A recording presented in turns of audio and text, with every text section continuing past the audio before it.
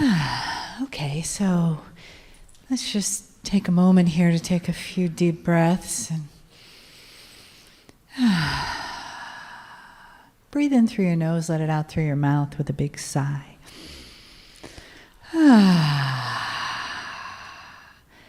And next, breathe in, exhale, and bring the energy into your body, because we've spent the past hour and a half pretty much in our heads, right?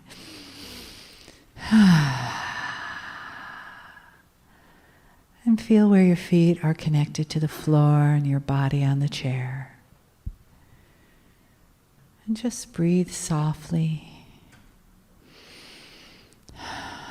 And notice the energy in the room, how it's transformed around you the past hour and a half.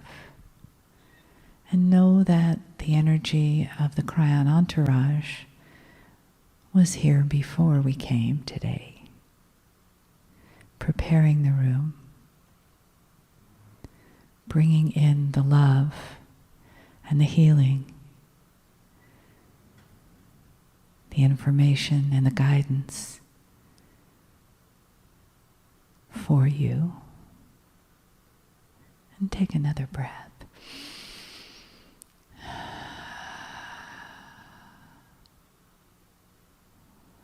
And know that no one is here by chance. And allow yourself to feel the opening of being here, of receiving the love, of receiving the messages from Kryon, of feeling spirit around you, the support of the entourage that always has got your back, and the messages from Kryon. Greetings, dear ones. I'm Kryon of Magnetic Service. There is a sophistication and a wisdom in the room caused by those in the chairs. I don't speak to strangers, but there may be some who wonder about the relationship or even the reality of what is taking place. The process you see here is one that my partner was not comfortable with 23 years ago.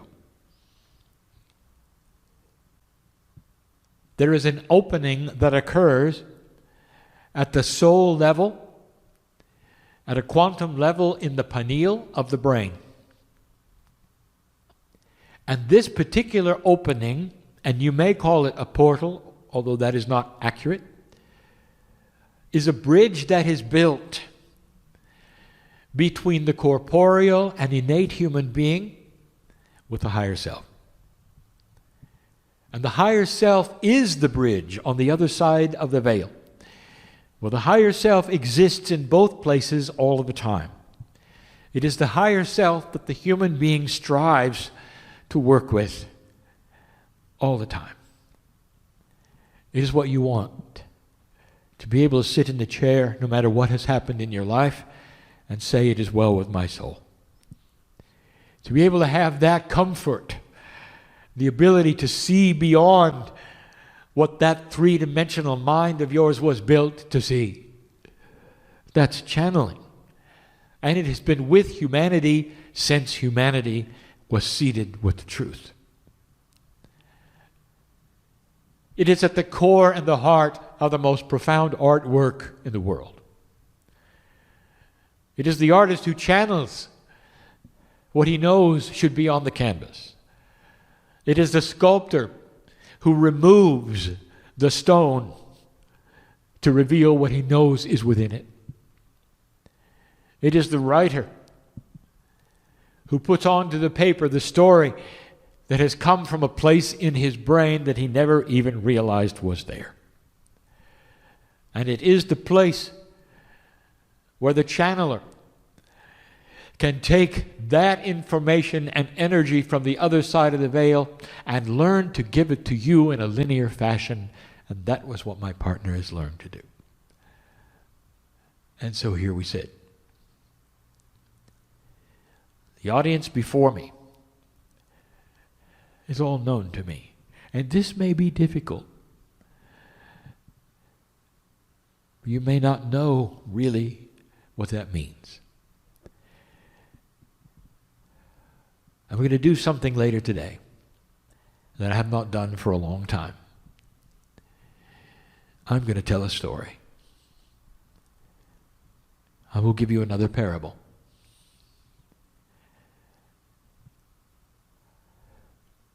But I want you to understand this relationship. For each of you has inside you something undiscovered.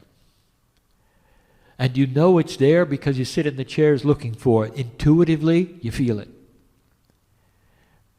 But you really don't know the enormity of it. You don't know that you're eternal. You suspect you are. But there's no window of knowledge that flies open that validates it to your heart. Not really.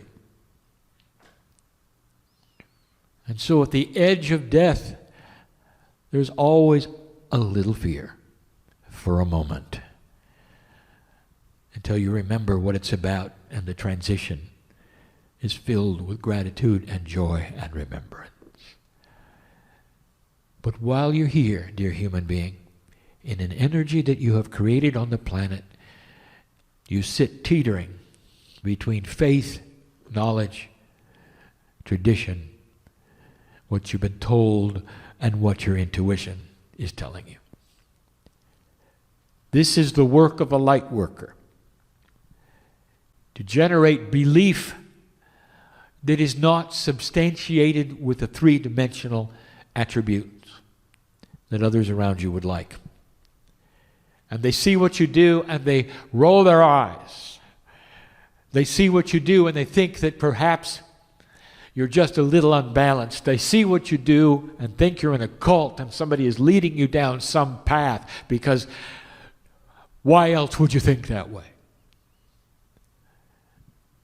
Without realizing that they are in some kind of a box of their own, they accuse you of being in a box that's even smaller. And so this is the fight that you have fought for eons. And this is the fight that is changing. The release is before you of old energy attributes of how things work. And the old soul is the first to recalibrate. For the old soul has got to be the anchor for the future. For when normal starts to recalibrate for those who are not old souls, it's the old soul that's got to stand like the lighthouse and be the comfort for the others who have no idea what's happening. It's a time where the earth truly will start slowly to feel changes in actual human nature. And systems that were built to operate with an old human nature will be in trouble. Any system that is built to operate on human nature that wants greed, human nature that allows just a little bit of non-integrity and dishonesty, and it's always been at the edges, catching that which was flung off, that's all going away. There'll be a transparency that has never been available before, where one human will look at another and know exactly who they are. Almost like you were all intuitives and could read the energy of everything that's going on with somebody else's life. Not the details, but the color of unbalance, or the color of joy, or the color of an old soul. Difficult for me to explain. It is a change of human nature that's coming. And the group before me Some of you are wounded with this reality, and I know who's here. I know who sits in the chair. Some of you are smarting with sorrow. Some of you are uncomfortable with what you see before you. Some of you are worried about what's happening in your own life. And I'm here to tell you it is time for you to learn how to open that door, to find that piece of you, which is the connection that you're looking at right now as my partner speaks, not with his voice, but with something on the other side of the veil. Not a person, not an entity, but the creative source itself.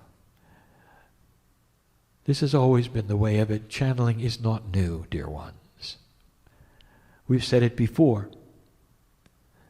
All of the scriptures of the planet, not written by God, but by humans, under the influence of channeling. And so here it is again. Groups all over the world starting to realize the shift is upon them. And this is why you're here, to work this puzzle, not to get out of trouble, but to lay the foundation of maturity and anchor yourself where others can look at you with what you've been through and know they can do it too. And it's only the old souls of this planet that can pull this off. And we've said it before. And here you are. And perhaps that's the one reason why you came today. To hear these things spoken in this way. And if so, it was worth it. To know that when you leave here, you're not alone. That what you're feeling, others are feeling. And that this brings together a family in a quantum way, that even if you're in a closet by yourself, there are tens of thousands who are with you. And this is the energy that you were born for. And some of you will say, oh, I'm too old to do anything. And that is incorrect. For it is the senior who needs to be the senior, or the young person who says, I'm too young, I am only at the beginning, what can I accomplish? And I will tell you, people will see in you answers. Personal, not your age. Elder or young person, God is God. And there is no age. And they're in you in a way that others around you, your age, need to see. And so it spans all ages. Old souls are everywhere. Continue. The fight has just begun for planting seeds. But the old energy resistance is starting to fade. A realignment of battle, you might say, where the armies back up and they reassess. And some of them realize that they can do it now without any weapons. It's a new paradigm of light and dark. And so it is.